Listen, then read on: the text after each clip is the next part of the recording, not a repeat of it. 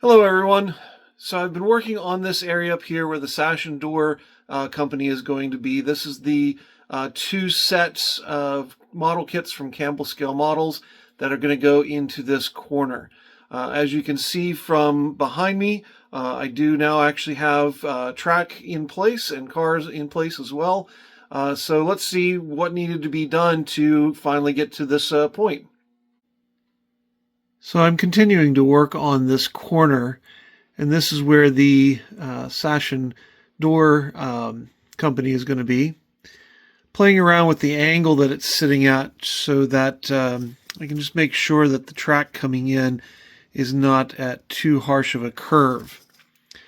And then I want to go ahead and get this the foam base glued down so that once the track is in place, the temporary model that is here can stay here until I get around to getting the actual model itself built. That will allow me to go ahead and then start to fill in the terrain up to the track all the way around, and eventually work on the fascia to make sure that that is then cut correctly for this area. The base has been glued into place. I've got weight sitting on it to hold it down while the glue sets up. And I've got the riser glued into place as well. Now I still have some filling and some leveling to do once all of this dries. That's of course just all par for the course. So once this is all dried up, I'll start filling in some areas with some Sculptamold. And start working on blending this into the rest of the scenery. I've made quite the mess out of the railroad. What on earth am I doing? Let's find out. So at this stage, I've gone ahead and reattached the fascia board to the front of the upper deck here.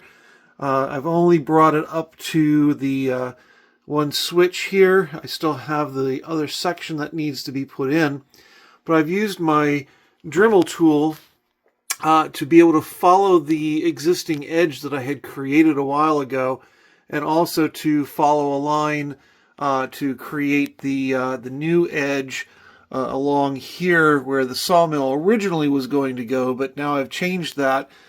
Be able to create a terrain edge.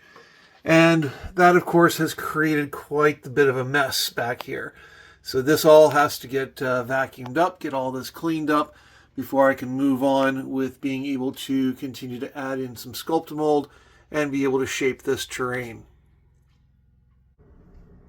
The first pass of putting on Sculptamold to shape out this area is now done.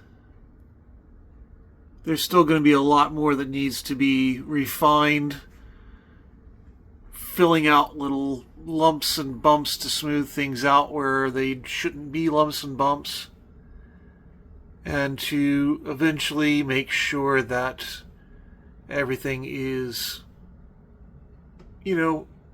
well blended together. So I'm not quite ready to put down any ground cover in this area.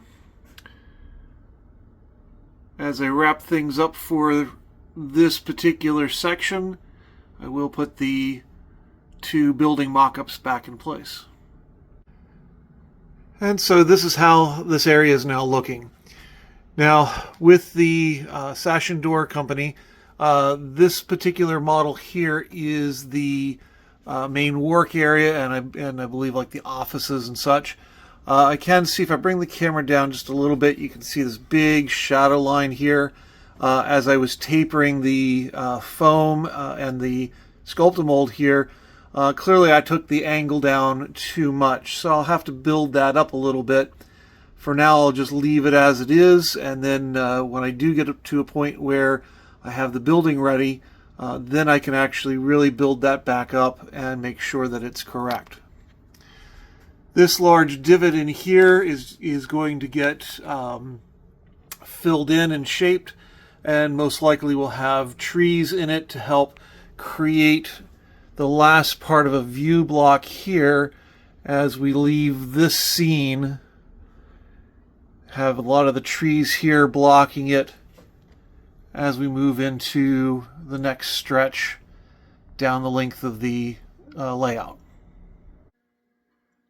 I'm continuing the work in this upper corner. The sculpt mold has had a couple days to fully dry, and I wanted to make sure that it was good and dry because all the area here where the inclined riser is, I have gone through and sanded that.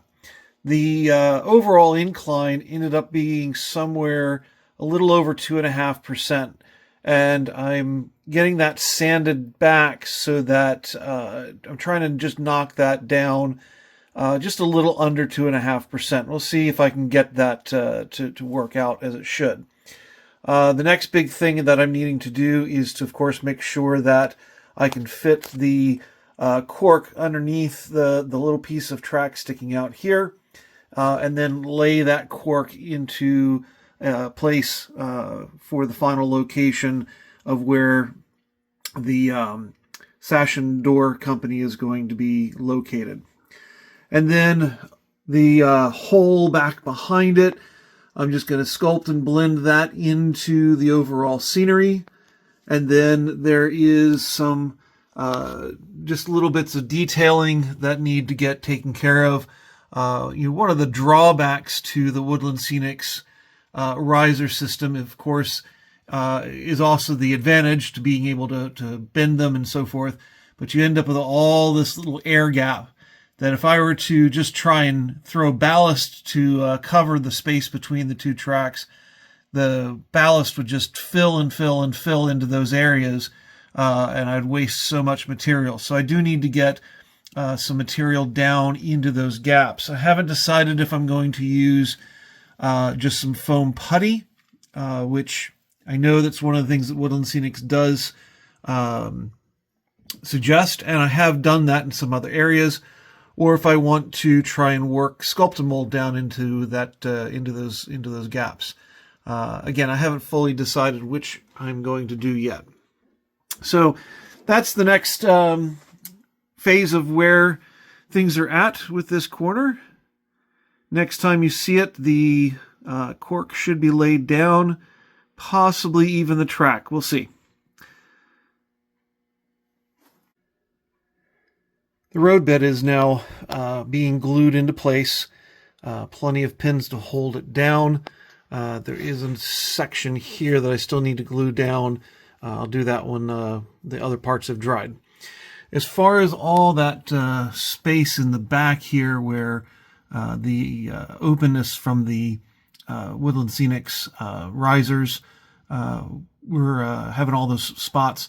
I actually did a mix between the foam putty, the Woodland Scenics foam putty, and sculpt and mold.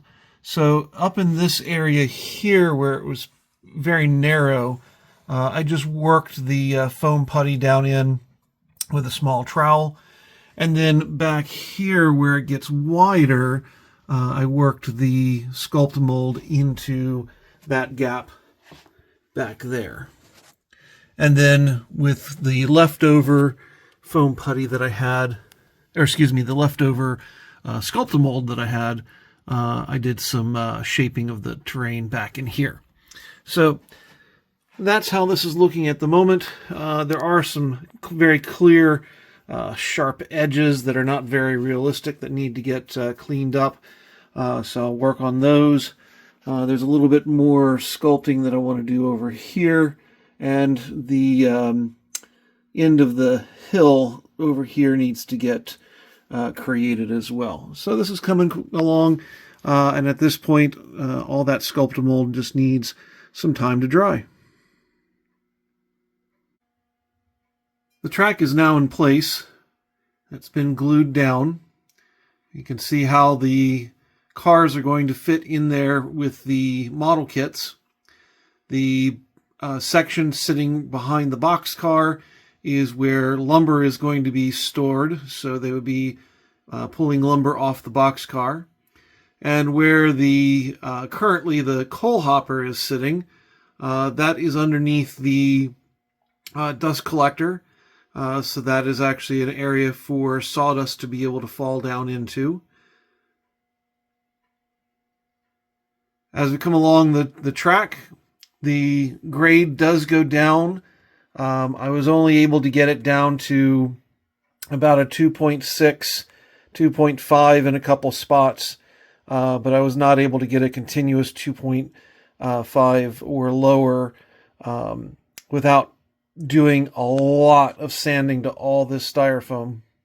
And I wasn't really finding that necessary because where the cars sit is basically level, and there was no need to mess up that that surface.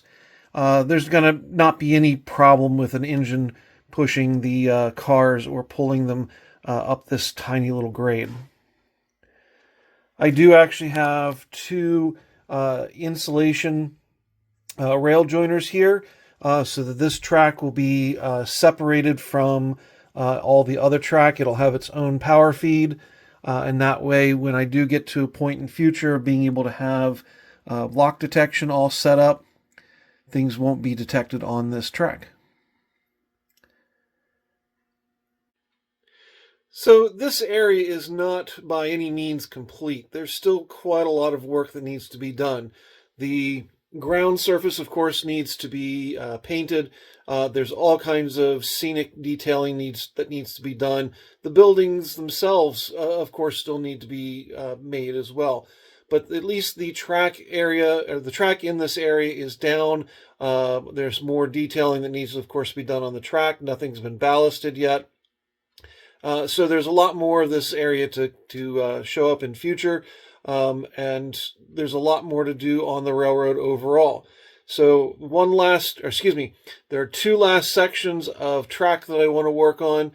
First is just down below next to me, where the sawmill is going to be located, and then there's one area where I want to do some changes to the overall track plan on the other side. So please continue to follow along. Join me in future for those videos coming up.